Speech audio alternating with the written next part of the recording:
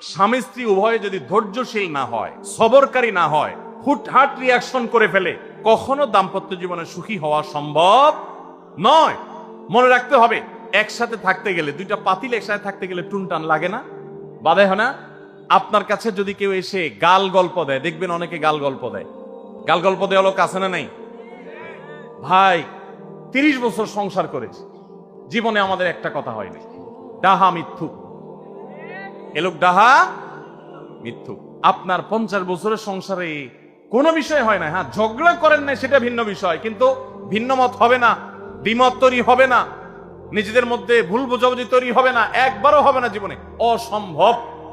মুহাম্মদ সাল্লাল্লাহু আলাইহি সাল্লামের ঘরে যদি হয়ে থাকে, আলী রাদিয়াল্লাহু তাআলা ফ্যামিলিতে যদি হয়ে থাকে, সাহাবীদের ঘরে ঘরে যদি হয়ে থাকে, আপনি কে?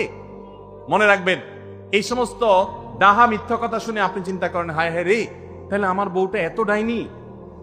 আর মহিলা চিন্তা করে, আমি স্বামীটা এত অমানুষ, কত বড় ডাকাত। দেখো, তারা স্বামী স্ত্রী জীবনে কোনো কথা হয় না, আর আমার স্বামী ডেইলি একবার মা বাপ তুলে না গালিগালাজ করলে তার পেটে ব্যথা জমায় না। এই সমস্যাগুলো আছে না নাই? ভাইরা আমার, সবর করার জন্য, সবর করা সহজ হবে আগে থেকে যদি প্রস্তুত থাকেন যে এই সমস্যা হবে। কারণ দিন শেষে তিনি মানুষ, তার ভুল হতে পারে, একটা সময় তিনি তার ভুল বুঝতে পারেন। দাম্পত্য জীবনে